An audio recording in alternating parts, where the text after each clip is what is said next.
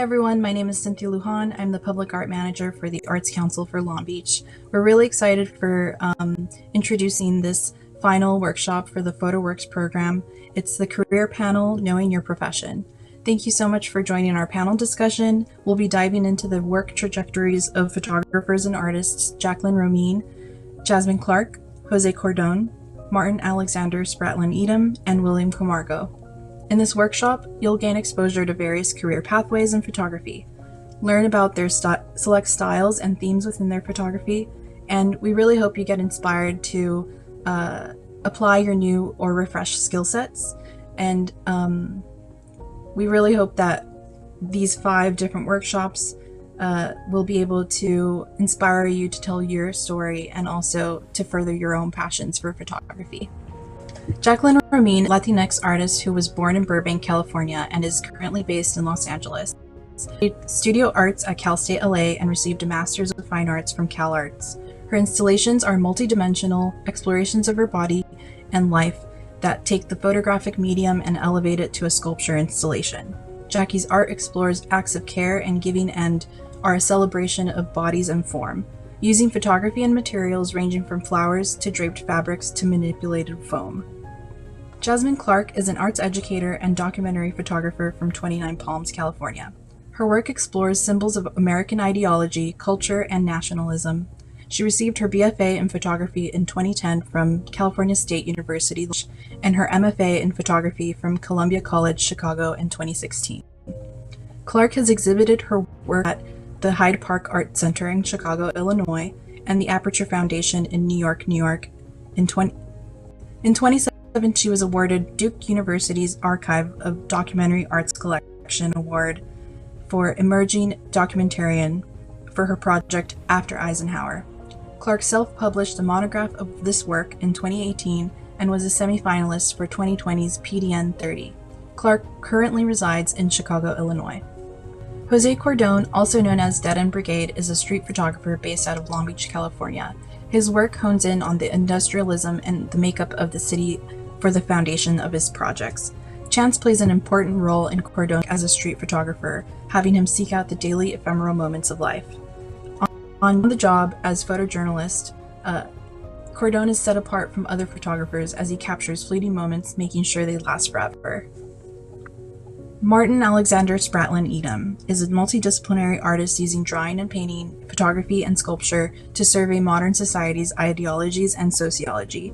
Influenced by past experiences and imagination, Etem recontextualizes art history to create a visual language that embodies both worldview and personal narrative by calling attention to race, gender, value, and beauty.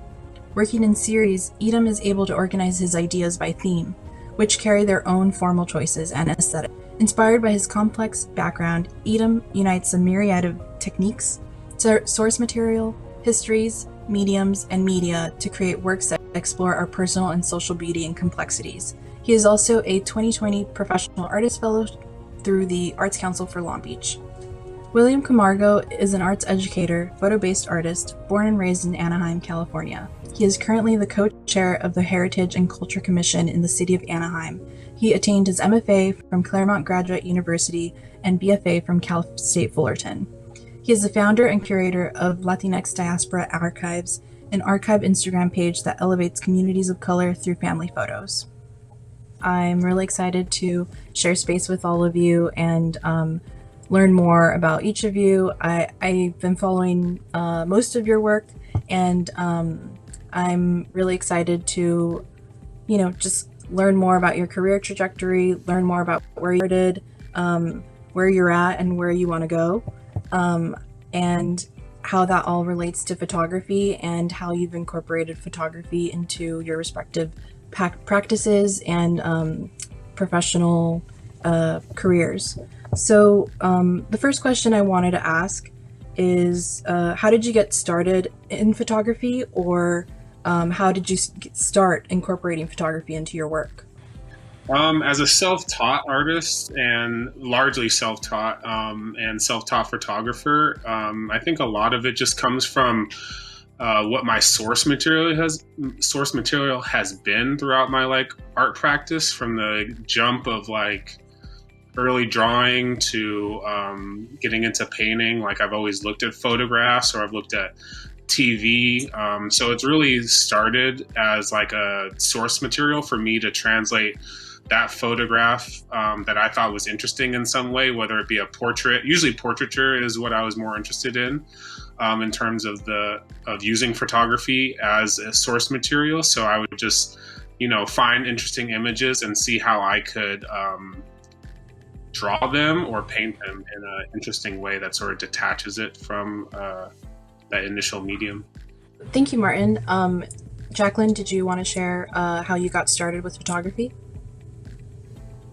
Yeah, when I was 10 years old, my grandma gave me a Polaroid camera and just let me take pictures. And when I was a kid, I wanted to be an artist, and I tried to put those two things together, and I found that being an artist and being a photographer was always kind of strangely othering, but something I always was drawn to, because if any of us have any testament to being in photography, like the photo lab is never in the art department. It's never in the art department. It's always in some kind of weird science building or geology department or some other weird science like tool kind of experience. And I was originally drawn to, I guess, the part of photography where it's like you're learning a skill and you're having a tool and then you're using it to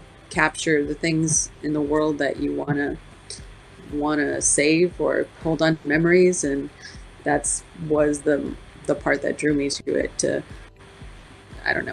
use the medium as a memory capturing originally, and then use to capture images that would then I guess captivate other people's imaginations, because that's what being an artist is, being able to recognize and pay attention to different things that other people might listen to and find it beautiful, and be able to ascertain that and share it with other people. It's like my draw for photography and using it. Yeah, absolutely. Definitely feel like it's a way to tell your story and to freeze moments in time. Jasmine, did you want to tell us how you got started with photography, or how you were introduced to photography? Yeah, I photographed like a little bit when I was like in elementary school, just had a camera. I think my parents kind of stopped photographing my sister and I when we were like, I think I was 3. I don't remember them ever like taking out a camera, but I think I was in like 7th grade. We got a Gateway computer and it came with a really very basic digital camera. It's called a Jam Cam. I carried it around, it was 9th grade. I carried it around my entire 9th grade year, photographed every day. And it was always something I was interested in. So during yearbook, I went to a really small high school, so it wasn't like I was photographing like all the time. And the teacher let me just photograph anything I wanted. So when I got to Cal State Long Beach, I actually originally started with science, and it didn't feel like me at all. So I took one photo class, which was in the science building, and I was hooked from the first time we went in the lab. Awesome. And Jose, did you want to tell us about your first introduction to photography? Well, for me, a lot of my fellow photographers say that I started late in my career, per se. I was already in my 30s. I used to co-own a store here in Long Beach. It's still here. It's called 1897 LB, and we did all Long Beach centric apparel. And we didn't have a marketing budget, so we would always trade clothes or products for people to come in and shoot our stuff. And there's a guy who I befriended, was a real good friend of mine now, and was a longtime friend of my then business partner named Coesk. And I've always called him the original street photographer of Long Beach, because he's been doing this. We're both in our 40s now, and he's been doing this since the 80s. And I remember the imagery he would bring in, especially after shooting our stuff, and I'd just be blown away, right? It was like a whole different perspective of elements that I could relate to. And I remember then like just being satisfied that there was somebody out there that was able to create this imagery that, you know, I thought was like the coolest thing on earth. And about, I can tell you it was either September of or October of 2016. I had a few life-changing events. My mom got really sick. She was diagnosed with cancer, and she was the prime caretaker of my two kids. And at the time, my business partner was ready to buy me out, and it just seemed like perfect timing. You know, my wife had just been promoted at her work, and you know, I was the one that had the most flexibility to stay home. So we sold our portion of the store, and I had a little bit of money, and I called all my friends, right? Like the only thing I knew about photography, I would have been 39 or 40 back then. So that was 4 years ago. The only thing I knew about photography was like Canon and Nikon. So I figured, right, if most of my friends owned Nikon, I was going to buy a Nikon so I can borrow their lenses, or they own the Canon. That's how I made my decision. I went to Best Buy, and a buddy of mine by the name of Ben went with me, and I bought a Canon Rebel T5, which was it's a very entry level. I love those cameras. It's very entry level. And he took me out one night, and he asked me what I wanted to photograph, right? And I said, well, you know what? When I'm coming out of the freeway, I love the way those refineries look, right? It's like really low lighting and all this stuff. So we parked somewhere along Pacific Coast Highway and started walking one of those bike paths. And I mean, we walked a long ways. And he was in heaven. He was geeking out over aperture, f-stops, shutter speed, ISO. Like, I mean, halfway through our walk, I'm like, screw this. Like, this is not for me. Like, I'm not going to remember any of this. And we took a couple of shots, and we were on our way back, and I already had given up. I'm like, you know, I'm going to go return this thing. I'm going to get my money back. And as we got out, we were by the bridge, and it already had turned nighttime. And he said, let me show you one last thing. And he said, you ever see those pictures of LA and downtown where you see the light? I didn't know what light trails were back then, but he's like, you see the lights and they're, you know, you see the light trails. And I'm like, yeah, those are pretty cool. He said, well, let me show you how to do one, right? So he propped his camera on one of the bridge pillars, and he did a 30-second long exposure. And he showed it to me. And I knew right then and there, I said, oh crap, like, you're telling me I can basically create a painting in 30 seconds? He's like, yeah, pretty much. And I knew then that that's what I wanted to do for the rest of my life. I'm going now into my 5th year of photography, and my 3rd being a professional photographer. Yeah, I mean, I definitely think, you know, I feel like most people's first exposure to photography is informal and, you know, not through school, and taking classes definitely helps you out, but you definitely can learn so much through the internet these days. And honest, most jobs you do just learn on the job, right? Like, that's just kind of how things happen. So and I don't think there's anything wrong with that at all. I think having to work on the job and like learn those experiences on the job is actually more natural and more genuine. But William, did you want to give us your first exposure to photography? Yeah, definitely. I mean, I took a class in high school because I thought it was going to be easy. I actually started as a science major at Cal State Long Beach. I totally forgot this. And then I never showed up the first day of school, actually. And I just enrolled myself in community college at Fulton College and took a photo class. You know, I wasn't ever going to museums as a kid. I think growing up in a small neighborhood, you know, there was that kind of disconnection with museum and whenever my dad or my mom never had time to take us there either. So I think, and you know, it was a huge difference, and seeing what photography does, what it can tell, what stories it can tell, and then realizing later on too that there's still a lot of work that photography has to do to include a lot of folks like us in the narrative of photography. And you know, I took a bunch of classes. I took as many classes as I can in Fulton. I stayed there quite a long time, and then I transferred in, and I think the rest was history.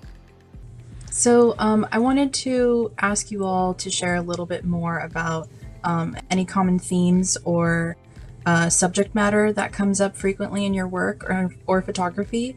Martin, would you like to share a little bit about the subject matter within your work? So the overarching theme and foundations of my work are centered around beauty, the definitions of beauty, the power dynamics of beauty, who is beautiful, what is considered beautiful, and why. So in my practice, I like to sort of take an ownership of that and really represent the underrepresented people who I think are in that pantheon of divine gods and goddesses. Yeah, there's a lot of contemporary devaluation of black and brown bodies right now, and with my practice being so influenced by art history and Greek and Roman sculpture and Egyptian sculpture, I'm interested in combining images that I've taken myself, portraits of people that I've met from family or sports or the arts, and then juxtaposing them. I usually have two images that are divided down the center by a mirror. And I'm interested in creating a conversation about, the history of beauty, the history of what we value, and sort of taking it into the contemporary realm to include more people. Great. Yeah, I think, what I'm kind of gathering is you take photographs of people and portraits and incorporate that with canons and history of art, and speaking more towards representation of different people. And I think I'd like to move on to William, and maybe tell us a little bit more about what you include in the different themes you include in your work and subject matter within your work. Yeah, I mean, I think we all have, thinking that I checked out everyone's work. I think we have kind of that similar notion of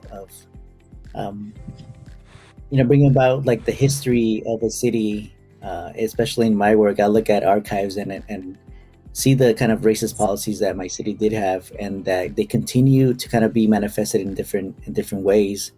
How maybe. For instance, one of my images is, the signatures that I do have that looks at the histories of Anaheim, but also looks at contemporary histories, and I respond to those in a kind of performative aspect, and the performative lives in a photograph, and it's usually from a self-portrait that I really don't show my face, because I think I want people to step in and bring about their lived experience as a Black, brown, or indigenous folk living in the city.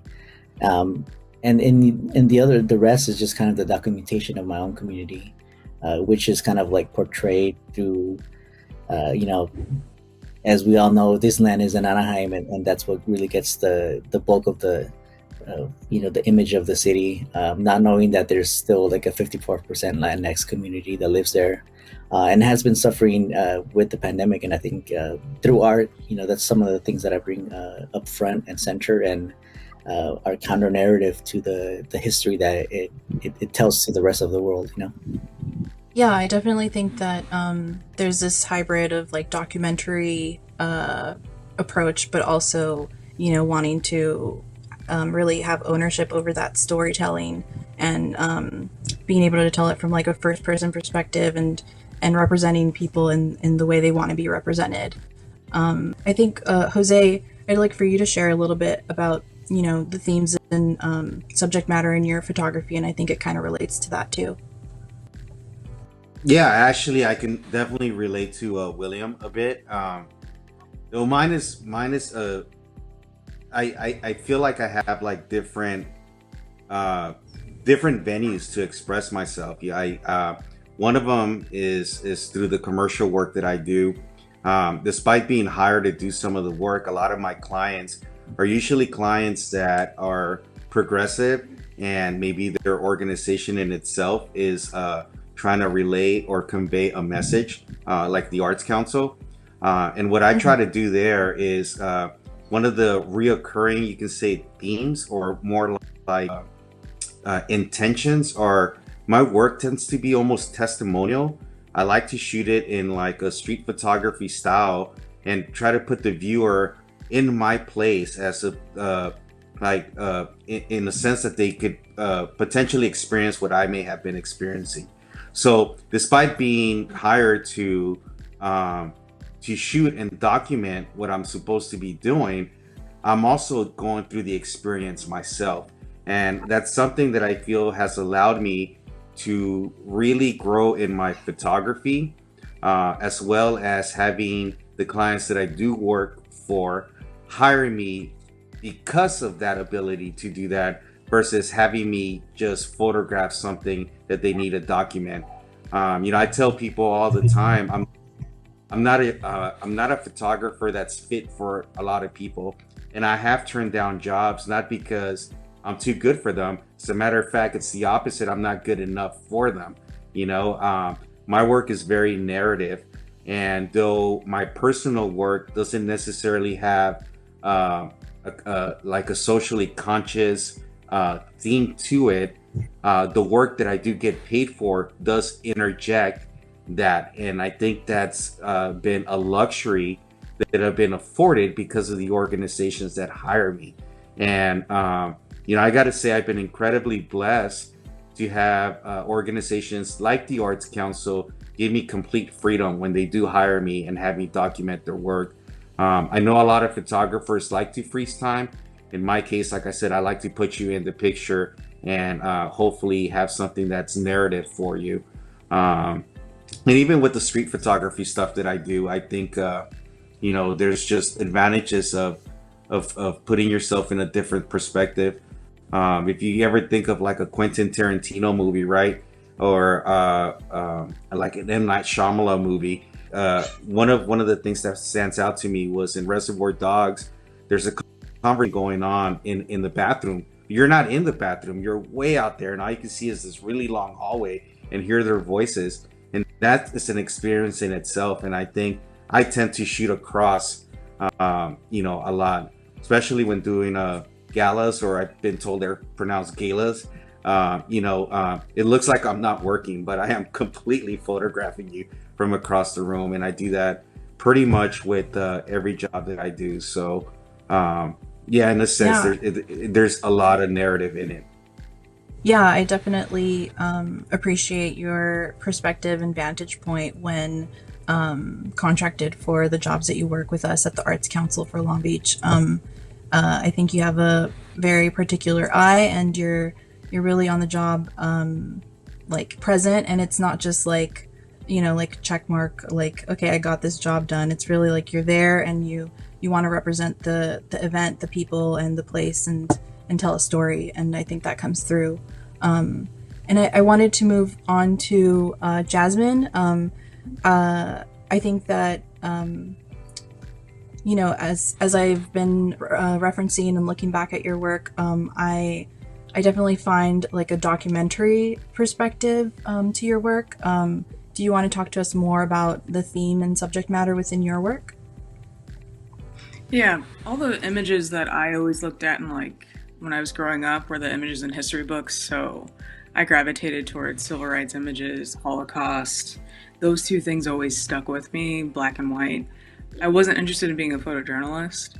A lot of my themes are about where I'm from. I'm from 29 Palms. I born there, raised there, I think I moved to Chicago when I was little for maybe 3 years, but I spent about 18 years of my life in 29 Palms. So when I started photographing, I actually lived in Long Beach for about 8 years almost. I never photographed in Long Beach like for a specific project. I was always gravitated to my hometown. It's known for like Joshua Tree being beautiful. I got advice from one of my professors that she gave it to all of us, like in one of the classes, was find something that's special about you and photograph that thing. So for me, as like I grew up in this military town, how do I show my perspective about it? And I slowly got through it of like, I made a project in undergrad that actually got me into grad school about support systems in the military. So I looked at like the barbershops, the tattoo parlors, the tailor shops that had, I always thought of those as support, other than like you see the support our troops. I always saw more into that. So when I moved to Chicago, I was like, I didn't have access to that space anymore. So what I photograph out here and still go back to 29 Palms is all based in like social issues and what the makeup of that town is like what makes up an American town. And as a Black, queer, identified, non-binary person, living in that space is kind of oppressive in a way. And it's something I realized as when I was younger, and then more so going back and forth to it. And I was always interested in figuring out like, what is my space? What is my place there? And it is a place I love, but it doesn't necessarily want me there in a way. Does that make sense? So that's why I always gravitate towards. So you'll see a lot of American flags in my work. So for me, it's always that I have a spectrum of being like, oh, like something's awesome. I look at it and I think it's beautiful, to like interrogating why do we have to have this giant flag. So I was always searching for the biggest flag, and we had one in my town that was a good 40 feet in the air. So I always gravitate towards that and find those things. And then I found commonalities of my hometown and places out here, because there's Great Lakes Navy bases where everybody in the Navy gets trained. So I started there and started to drive to different places. Like I'm trying to go to all the states eventually and see what comes from that. Awesome. And I mean, I think it's kind of like telling the story of a place and story of a community, and really documenting like the American experience within like military bases and like military towns too. And that's interesting that you've found resonance with like 29 Palms and other areas in Chicago or in Illinois. Jaklin, I wanted to ask you as well, what are some common themes or subject matter that you choose to have in your photography and your work? The common themes of different photography series that I have they all come from personal experience. That's like, I know that my basis of my photography it comes from my personal experience, and it comes from my personal experience with different groups having to do with physical space, relationships having to do with the love and that I have for my grandma, and the relationship that I have with my own body. So I take pictures, I guess, of my relationships. But I have a focus that focuses on the trauma that happens to my body because of my disability, and that's because I have a spinal cord injury. And I take pictures of the different trauma that happens to the areas of my body that I can't feel because of my spinal cord injury. And I juxtapose that with my nails, which are usually done in our acrylics, and it's like this weird push and pull of beauty and disgust that's always going, because my skin or my nails are ripped off or my skin is ripped open. So you're drawn to it and repelled by it at the same time.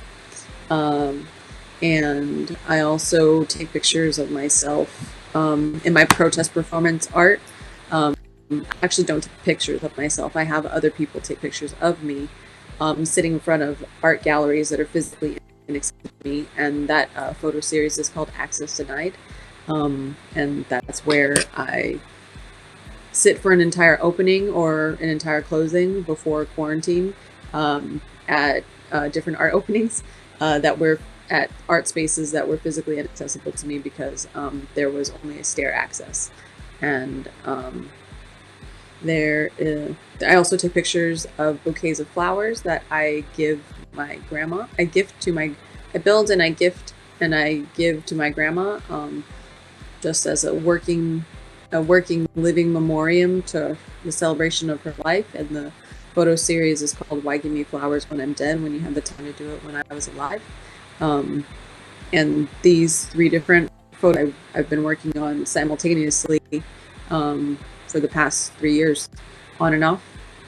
I just want to like dive in a little bit more on how your lived experiences have shaped the photography that you do, and is there a project that you are specifically like proud of or successfully known for? Jaklin, we can go to you if you want to continue on and just sharing, or yeah. I think that my most famous photo series is my Access Denied work, because it's the most aggressively agitating to the art world. But it's because it's important, and it's very important, and it's highlighting something that people don't want to pay attention to, because the disabled body is not always considered in physical space as important, and I'm trying to take that as a marker of significance and something that needs to be paid attention to, because the art world is supposed to be open and free and available to everyone and every type of body, and every type of body is supposed to be able to get into that space, supposedly, but my body isn't. So that's why I photograph it, and it's one of my most known photo series, because it's very simple. I mean, I just show up and I actively want to participate, and I'm not allowed to, and I just document that experience. Mm-hmm. Yeah, I absolutely think that it's amazing work that you're doing, and conversations that need to continuously be dialogued, and discussions that we need to have, and also just how to be better allies and accomplices in, you know, making space for disabled people, and being an inclusive person, and an inclusive creating an inclusive arts culture too. I think it's super important, and I'm really grateful for the work that you do. And William, I think I wanted to ask you a little bit about the photography and like essentially protest work too, as I kind of interpret it with the signs that you were talking about. Did you want to talk a little bit about that? The project that I'm kind of more known for, I think recently, it was one that I did during grad school, and I'm still trying to finish, called Origins and Displacements. And it's been done, you know, in different volumes, and it's something where I look at the archives, I look at past histories, and I also think about negotiating place and body as well, thinking of, you know, finding out about a park that I was going to as a kid and as an adult every day, and thinking, and then finding out that that park used to be segregated, right? And also thinking about, like, you know, that was a universal idea as well, because I thought, you know, the personal is pretty universal. You know, these policies across cities, you see everywhere, you know, from east to west, and from like north to south, right? You know, the segregation, even the, you know, now schools are more segregated than they are before. And I think trying to center that history and the histories of those people who lived it, and then, you know, making sure that there's this connection with what's happening today. You know, I think that allows what we see today happen without, you know, holding accountability to the politicians that are letting this happen. Is maybe also a disservice to the youth that don't know the history of their own city. And I think, you know, that work was very complimentary to the work that I was seeing that Laura Aguilar is you know, was making with her signage work about access into museums.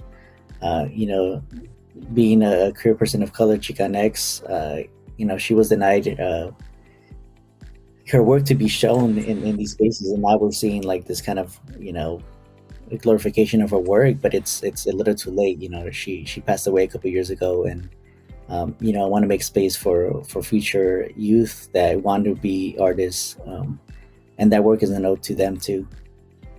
Yeah, definitely telling your story from your perspective. And Jose, did you want to go a little bit into how your lived experience influences your subject matter, or what impact you want viewers to have from your pictures? Yeah, I mean, I think for me, it's if you visited or lived in Long Beach, I mean, um, there's there's we live in a really large city. I think it's like the sixth largest city in California. Yet we act like a very small town. And what's influenced me is that, right? Like if you're whether you're a transplant like me, I came from LA, or born here, there's a general understanding that this is a city where you're comfortable being yourself. And I think for me is really trying to convey that with everything I shoot. One of my first experiences getting published was when I went out and shot the Pride Parade, and it was the first time I had turned in photos to a publisher, a newspaper. For in that case, it was for our Long Beach Post, and for me was again putting myself in that experience. Our Pride Parade is huge. And along the route, I mean, there's parties going on. I don't drink. I haven't drank in many years. I don't smoke, but I love festive environments. And, that would be a good example of how I place myself and allow my surrounding environment to, in a sense, not necessarily dictate how I'm going to shoot that day, but give me some kind of guidance. I've been incredibly lucky that I'm not normally asked to give a presentation of how I'm going to shoot something. I'm a very spontaneous person. So spontaneous that I sometimes show up to the job and figure it out right then and there, which drives some of the more traditional photographers crazy, right? Some of them will visit the venue before, will Google everything you could imagine. I literally show up with my cameras and like, okay, we're gonna do this, And I think Long Beach in itself has allowed me to be that type of photographer, and I think that's what I've become known for, the person that catches those candid moments.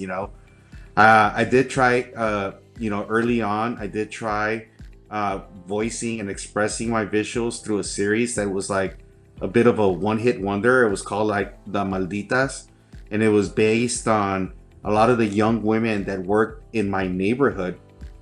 And Maldita in Spanish means the damned, and growing up in a largely Latino community in LA that had Latinos from all over Central America and South America, a lot of our slang would get mixed up. And I remember the older people in our neighborhood like watching soccer, and they'd be like, "Oh my God, this is un maldito! Like that dude's like a real badass." They said "damn" and use it as like badass, right? So, I had two of my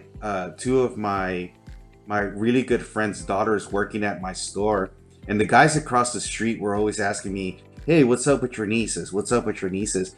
And I remember growing really tired because I remember a lot of the girls in our neighborhood just being incredibly hardworking, super intelligent, and they were just total badasses. Like I call them my nieces through neighborhood, but they're Muslim from the Nation of Islam.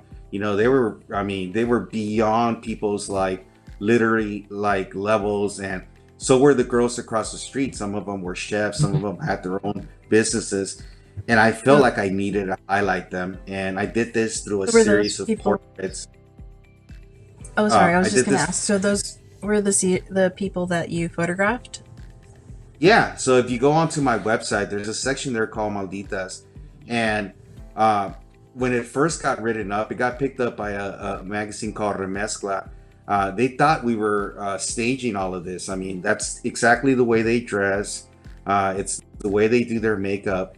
But for me, I felt like it was my obligation of being somebody at that age where I would always tell my nieces, like, I'm too old to be your friend, like I'm in my 40s, and I've always been more like an uncle figure, and I felt obligated to just kind of really, in a case, show the guys across the street, like, these women aren't just here for you to come and pick up on. Like, they have a lot going on for themselves.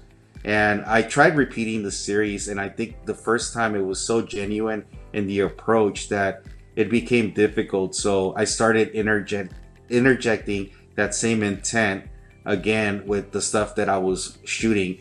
Thus, in the case of the Pride Parade, of like, I remember capturing this one image where it was a sheriff who was walking hand in hand with his husband, and on the background, they happened to cross, and I caught this so fast. The name on the street was Esperanza, which in Spanish means hope. And I just thought it was the coolest thing because, again, I was able to use my photography abilities to show something that I think, if you live in Long Beach, you hope that the imagery like that doesn't have to be highlighted or separated as being so progressive. Like, oh my God, look how supportive the sheriff's department is of this officer and his husband. It should just be normalized. And that's what Long Beach has allowed me to do, to incorporate that into my work.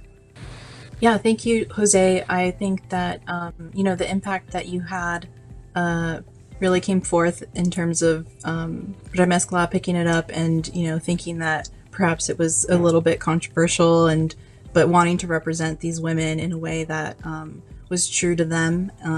And I wanted to ask you, Jasmine, with the document that you do, what impact do you want those photos to take? And also, do you have any advice for people of how to approach documentary work? Yeah, for me, the impact of my work was always, importantly, how it impacts myself first. Like, what I go to places I'm very interested in and trying to understand a space. So in terms of like documentary, it's just a style that I have taken on, and it kind of fits in that category. I wasn't like, my trajectory wasn't to be a documentary photographer. It's just what images I looked at, it's just that translated into how I ended up photographing, and also looking at 1970s photography and like history of photography. I love the technical aspects of the cameras. I use a 4x5 camera, I use film. So that already lends to that style. So I would begin with like looking at that. It's very like quote unquote straight photography, like very deadpan. For the spaces I go to, like Jose was talking about going of that first time you went, you got all those great images and went back and tried to recreate that. For me, it's always that initial reaction to the space. You normally get your best images that first time, but then you realize that after going back multiple times, like I will try and photograph. I photographed in a tattoo shop for 2 years. After a while, like you find every single angle. And it's like, after that is like, what are you actually trying to convey with your photographs has to come through. Yeah. And I wanted to ask and open up the questions to anyone who wants to answer. Did you do you have any tips for people just starting out in their career, or wanting to transition their hobby of photography into something more like of a professional practice? I would say, coming from a sort of gallery or more fine art aspect of it, it's really important to get and be a part of a community. Get yourself out there. Really try to go to the venues where people are showing work. Join like artist groups. There's a lot of different resources out there via social media and the internet. Like I use NYFA, it's nyfa.com, I believe. And there's a lot of artist opportunities there, which is really how I got my start, since I went to school for the arts in London and I couldn't stay. I had to sort of pick up and I had to form another community here. So I would really advocate for anyone who's trying to get themselves out there. I mean, that's sort of the point, right? Is I think ultimately we want our work to be seen in some way. And in order to do that, you have to become a part of that scene, and you have have to network with these people. So I would really advocate for anyone to just get out there and really start like meeting people and being a part of that arts community. Well, yeah, I'll chime in with that question too. Yeah, be super good. Like, yeah, I would say just try every kind of photography. Like I've done fashion. I was a photojournalist for 6 years. I did, product, and then I ended up in fine art and kind of expressing that through a social justice lens. Because you never know what you will like unless you give it a try. I was there stuck in photojournalism for 6 years, and I finally realized that that's not what I really wanted to do. Yeah, I would just like to add or just take notice to that, as all of us have talked about, we're all talking about personal experiences, and most people think that personal experience or where you came from might not be that important, but we're all here talking because we are all shooting from our personal experience, and we're sharing that with other people in the world. And you have to know that that is as important as anything else, and that your lens, like literally your lived experience lens, is also part of what your art career, if you want to have one, can lead you to that. I agree with all the panelists. One of the things Martin said was like becoming part of that scene, right? But then also what William said, right? Like try everything. Like one of the things that has helped me was I still go on assist. I know people that have been photographing for 30 years and will still assist a guy like me if I get a job that they don't normally do.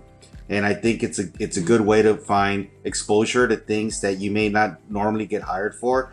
Like the first time I walked into like a really high-end architectural firm, I knew the second there that I was just like, there's no way you can pay me enough to be an architectural photographer, and it's happened many times. But then also we live in a digital world, right, where you can just shoot endlessly.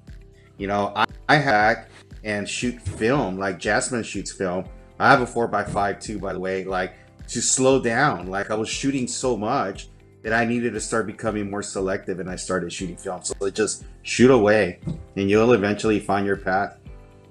And are there any resources that any of you would suggest in looking up in regards to photography or like websites?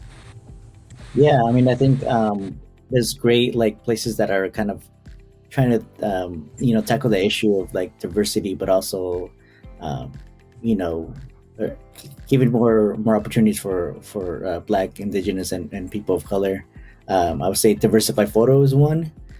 There's also like indigenous. I think they were called natives photograph, but I think they switched it to indigenous photographers, and as well as like woman photograph. I think those are all great resources, and they always post up opportunities for grants, for fellowships, for internships, and one of their main things is like trying to get us paid as well for this work. I've turned down internships because it wasn't paid. It was just going to cost me too much to drive and then, invest in those things. Because sometimes we do, I worked full time while in college. And then 2 years of my high school career too, had to go work, right? I think it's always necessary for us to get paid in internships. Are there any other resources you all can think of, or even like how to approach like models if you want to do more like studio photography or any resources like that? I think one important thing is for me was when asking models, it's to approach them, nicely with a respect, and then also because I'm a singular male working in a studio setting. I always try to have I ask them what will make them most comfortable. I think that's really important today.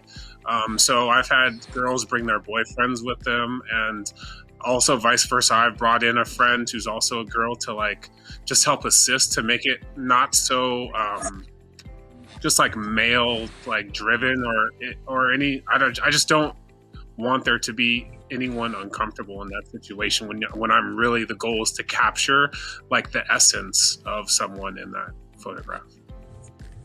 Yeah, I definitely think it's important to respect our subject or the person that we're working with when photographing them. Along with what Martin is saying about not only making your subject matter feel comfortable, also being comfortable with your and realistic about your abilities. You know, like I said, I've turned down jobs because I felt like I really couldn't deliver something that I would be proud of and comfortable with, right? It's my signature. And I think that for me is using those resources. And if it may not come from a formal class like what Jasmine may teach, use your friends, you know, whether they're going to model for you or not. And I think taking advantage of that for me is probably one of the best advice that I can give. Awesome. And yeah, I just wanted to also mention that through the Arts Council for Long Beach, we have an artist registry that is essentially like a free website for artists who live, work, or actively create in Long Beach. Martin is actually on our registry and was qualified and the Professional Artist Fellowship in 2020. So congratulations to Martin. And yeah, there's definitely other artist registries out there. Add your profile and your work to. There's also opportunities through the California Arts Council pages, like regional, state, local, and federal websites that you can find opportunities to exhibit your work, show your photographs, apply into artist calls. And I do want to just wrap up with ways that people can stay connected with you. And two accounts that I really wanted to bring up are William, the Latinx Diaspora Archive that you host, and as well as Jose, the Long Beach Grammars, both hosted through Instagram. Can you both talk about that a little bit? Jose, did you want to talk about it a little bit? No, absolutely. So I started a Instagram page called Long Beach Grammars. The name derived from a much bigger page called Los Angeles Grammars that features photographers' work that's taken obviously in LA County. I found that a lot of those pages are tend to be discriminative in a sense. I think a lot of the moderators take it upon themselves to be critics of photography and go as far as if you don't have a huge following, they won't highlight your work.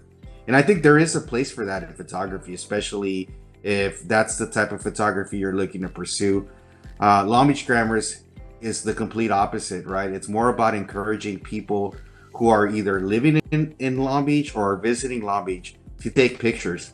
And you can be the paid professional or the casual shooter with your phone. You know, there is some amount of discretion that goes into highlighting the work. I mean, most of it is clued in by what I'm highlighting that week, right? It could be the Queen Mary, so I'm not going to post repetitive Queen Mary shots. But again, even in the verbiage that I use, it's about encouraging people to pick up a camera.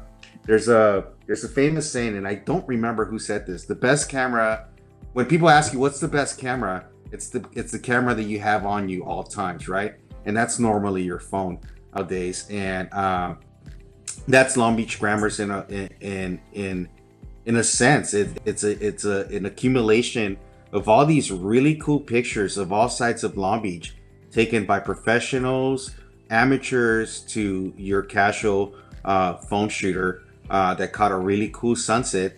And we wanted to let them know that we appreciate their shot and for them to continue shooting. Awesome. And William, you're doing something also similar in terms of like featuring people's photographs. Did you want to tell us more about that? Yeah, Latinx Diaspora Archives is a archive that features like family photographs, and one thing is trying to reimagine the archive of communities of color, and showing the joy as well. And the Instagram account also tries to kind of center Afro Latinx folks and Indigenous folks that are part of the diaspora. That sometimes whitewashed in the Latinx community. So I think that's something I'm always kind of being aware and trying to also portray, coming from an indigenous background. and you can submit your photographs. Just I take submissions from before people migrate in their country of origin, and then back to the city and the year. And y'all can also connect with me through my Instagram account. I post a lot of mutual aid work, also other artists that I admire that I work with. And that Instagram account is at Billy the Camera. And again, the Latinx Diaspora Archives is also on Instagram.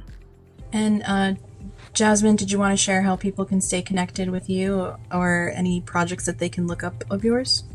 Yeah, the project I completed and also is in a collection at Duke University. It's called After Eisenhower. It's also on my website. Connected with me, I'm mostly on Instagram. It's I Give It a Week. I came up with a name because when I signed up for Instagram, I was like, I don't want it. I was like, I give it a week, and it's been 5 years. It's actually, no, it's documented. I realized the other day, I've been in Chicago. It'll be 8 years next year. It's been every moment except the first 6 months. So I went through it. I was like, oh, okay. It's really nice to have Instagram for now. Awesome. And Martin, is there a place where people can stay connected with you or learn more about your work? Yeah, I'm on Instagram as well. I am at Mace Studio, MaseStudio. And then my website is mase.studio. And that's where you can find my work. And Jackie, did you want to share with us how people can stay connected with you or how they can pick from you? Sure. I'm connected on Instagram. You can look up my last name, which is Jaklin Romine. And my Instagram is Jackie Oeoeo. And I have a website. It's my first and last name too. And my zines you can get connected to through my website of JaklinRomine.com. Great. So thank you all. Is there anything else that you wanted to touch upon or you wanted to bring up? Any final thoughts? I'd like to encourage everyone who is an artist to really continue to apply to different calls. That's largely how I got my start as I moved back from London, UK to Long Beach to try to find my community and places for me to exhibit my work.